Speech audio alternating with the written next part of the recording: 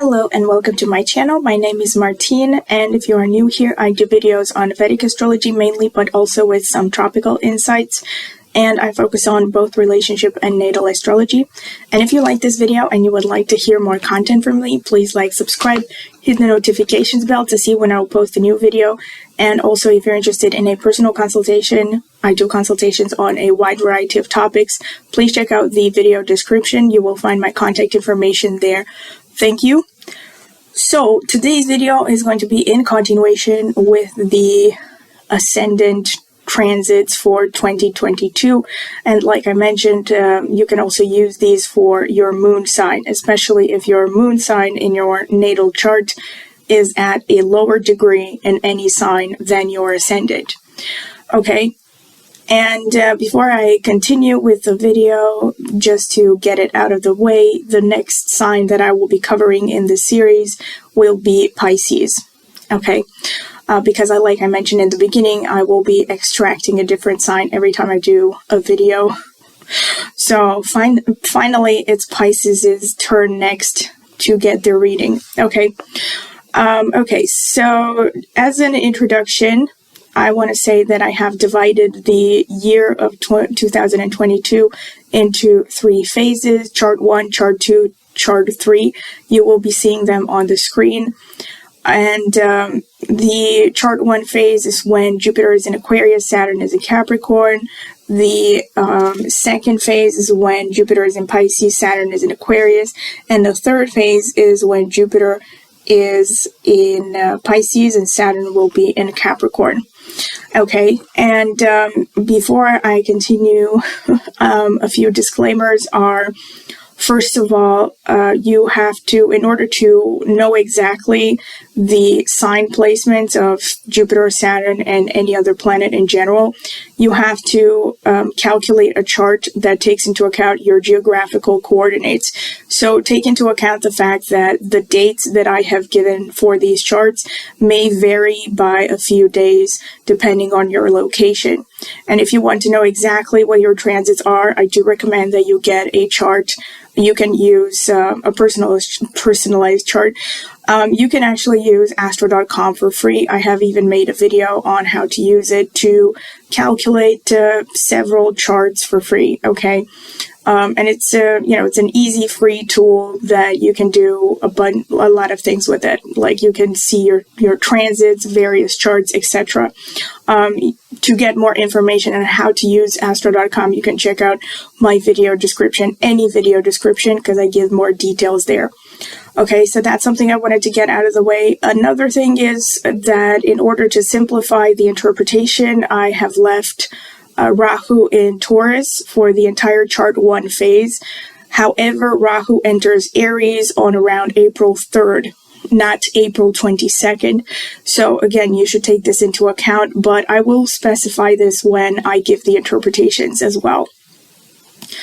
And the last thing that I want to mention is you will be seeing the charts on the screen, and I have marked with different colors the aspects of the planets that I will be looking at. I will be looking at Saturn, Jupiter, Rahu, Ketu, a little bit of Pluto. So I have marked with gray the aspects of Saturn, with pink the aspects of Rahu, which is the north node of the moon, with yellow the aspects of Jupiter, and with gray, I think I mentioned it already, with gray the aspects of Saturn. Okay, I didn't color the aspects of Ketu or the south node because they are directly opposite those the Rahu placements, okay? So to keep it simple. But again, I will be mentioning Ketu in the interpretations. Okay, so this is pretty much, and a final disclaimer is that, of course, bear in mind that this is a general description, and in order to get a more personalized interpretation of transits, of course, you would be advised to get a personal consultation because you have to take into account individual mahadashas, antardashas, etc., plus, of course, all the other placements that are going on in your individual chart. So you have to take everything with a grain of salt here, okay? Okay, so this has been the introduction. So the chart 1 phase. Hopefully you will be seeing it on the screen, okay? So, like I said, when Jupiter is in Aquarius, Saturn is in Capricorn. This phase will last from around January 1st until April 22nd, 2022. So, as I mentioned in the introduction, Rahu will stay in Taurus until around April 3rd. Of course, it may vary by a few days depending on your exact location. But around April 3rd, 2022, Rahu will enter Aries, okay? However, like I mentioned, to simplify, I will basically read the interpretation for Rahu as if it were in Taurus for the entire chart 1 phase, okay? So Rahu will stay in the first house for you, which shows that you are going to be more extroverted, more confident than usual. There is a strong desire for you to stand out and be recognized, and most likely you will get recognized, especially if you are active in any Rahu-dominated field like astrology, actually anything that falls under New Age philosophy, basically, IT, any kind of technology, any kind of branch of technology, including the really high-end, parts of STEM fields and all kinds of technologies. All of that is Rahu, state-of-the-art stuff. Anything using the media as an outlet, things like TV shows, podcasts, even things like that. Things that imply using your personality and your looks and your overall energy, basically, as part of your regular everyday work. So these are fields that you would do particularly well in. This is also a good time to make new friends, to network, and to reconnect with old friends and older siblings. You might be prone to develop obsessions, especially if your moon is also in Taurus, or if your moon is in Taurus and you are watching this for your moon sign. The strongest influence will be felt on the 9th house, as you can see on the chart, where Saturn, Pluto will be sitting in Capricorn. Unfortunately, this will show obstacles, delays, and frustrations in areas like foreign travel, higher education, philosophy, higher learning, etc. You would be required to learn for your workplace a lot during this time, most likely. This is also, however, a good time to transform your 9th house status. Okay, so anything to do with the 9th house can suffer some major transformation. For example, if you are a student, or if you have been a student up until this part, this is a great time for you to complete your studies. If you are not, of course, this is a good time to take on new studies. Maybe a new long-term study program. This is especially good for you to plan things long-term, okay? So take on some kind of a long-term commitment in these areas of the 9th house, okay? Your overview on life, your philosophical questions, views on religion, and everything to do with the higher plane of life, or like higher... the higher philosophical questions of life, your worldview basically will suffer some major transformations during this time, and they most likely have been suffering from the last year as well, because Saturn has been in Capricorn for quite some time. A lot of effort will be placed into your career and into networking. But also towards learning things that will benefit you when it comes to your finance and your social status. Ketu in the 7th house, aspecting the water houses, maintains an influence of apathy on your part with respect to romance, long-term relationships, business partnerships. But on the plus side, it keeps your intuition really sharp. If you have a business, or if you are a part of a partnership, this is a time characterized by steadiness and stability. Jupiter in the 10th house, aspecting the 2nd, the 4th, and the 6th house, shows that this is a good time with respect to your professional life. It's easy for you to get all of your financial needs met. There will be good job opportunities if you are looking for jobs. But only as long as you stay really disciplined and organized when it comes to your everyday routines and your work tasks. Whether you are an employee or not, cash flow will be steady during this time. You will enjoy your time spent at home. Relationship with the family of origin, and especially your mother, will be particularly good during this time. Okay, so this is pretty much the main things that I could say for the chart 1 phase. Moving on to the chart 2 phase for April 22nd, July 21st. Jupiter will be in Pisces, Saturn will be in Aquarius. Rahu will move into Aries, once again, I remind you of this, around April 3rd, 2022.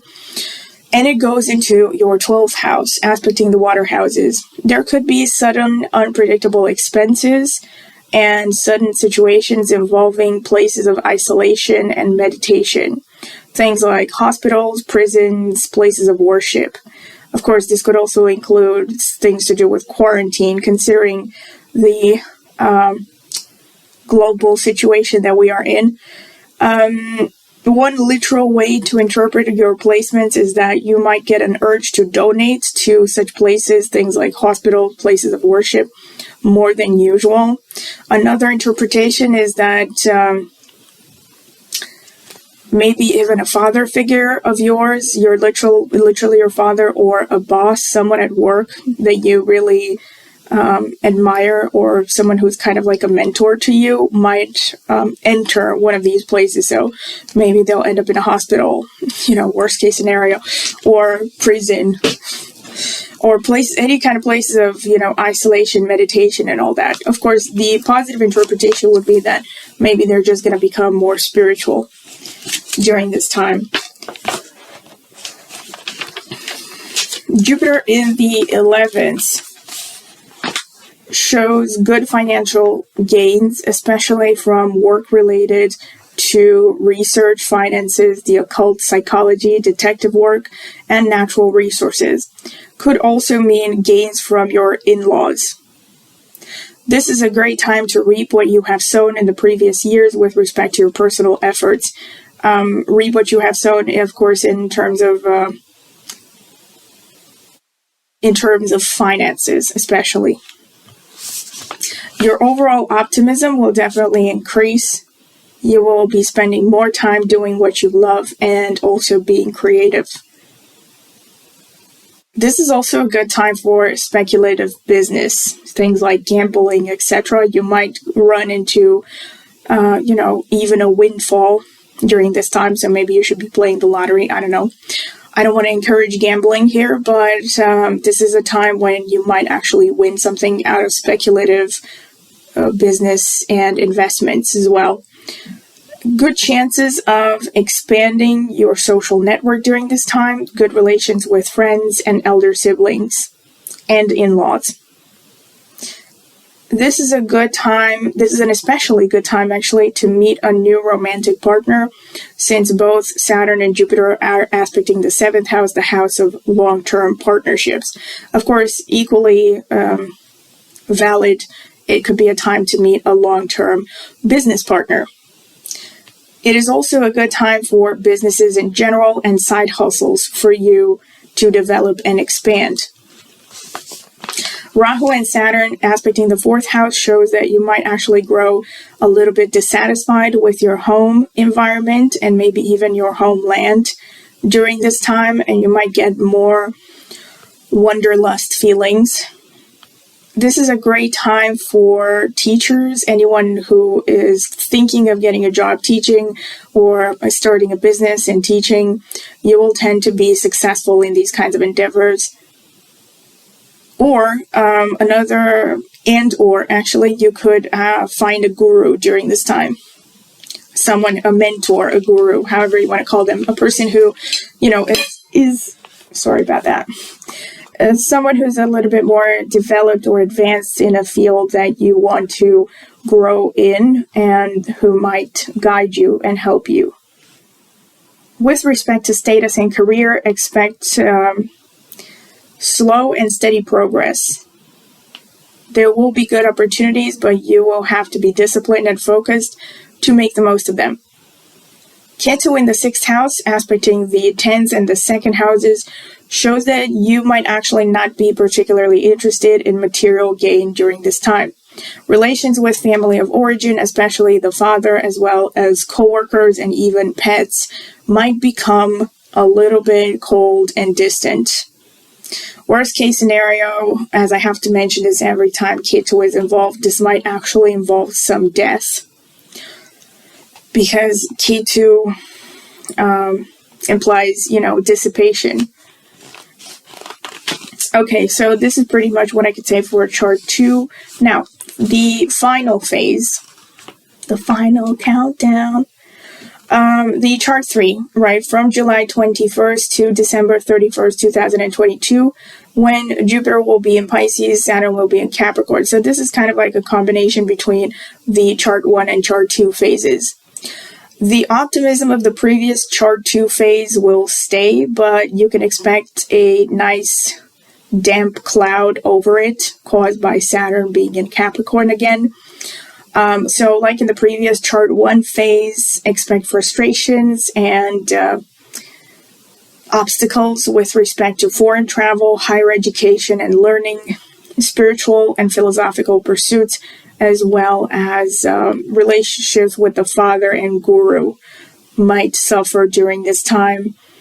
There could also even be figures that are connected with academia, so professors, even publishing, actually. So like for those of you who are, maybe working in publishing or something, this is a time when you might suffer some obstacles and frustrations with respect to publishing houses or just publishing businesses.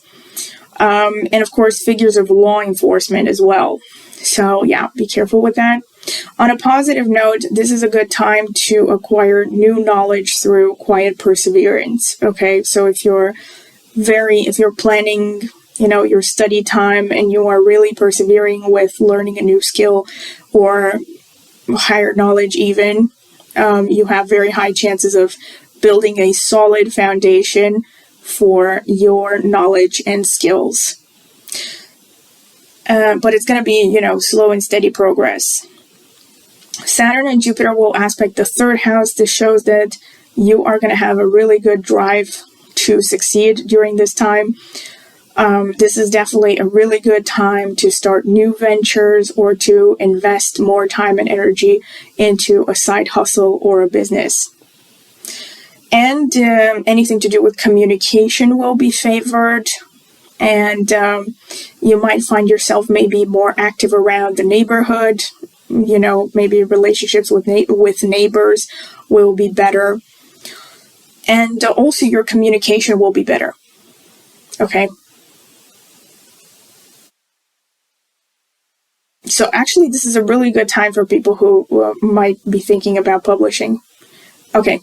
Rahu's aspect on the 4th house again will tend to maintain that feeling of a little bit of a dissatisfaction connected to the home environment, the physical home especially. So you might feel like an itch to move or to change something about your, your living environment. But it can also show on the plus side maybe something new. Well, to do with real estate and vehicles, like maybe you'll get a new car or move into a new place. It also shows very good chances of working from home. Jupiter's aspect on the 5th to 7th houses, again, continues the theme of this year being, and this final phase of the year, being a really good time to start a new romantic relationship or to meet someone new. Maybe not start a relationship, but to meet someone, who might become a prospective long-term partner. And it's also a good time to play the lottery and invest. Okay, so again, this has been pretty much it, and I hope you have enjoyed it. And if you have, please like, subscribe, hit the notifications bell to see when I will post a new video. And once again, if you're interested in a personal consultation, I do consultations on a wide variety of topics. Please check out the video description. I will leave my contact information there. Thank you.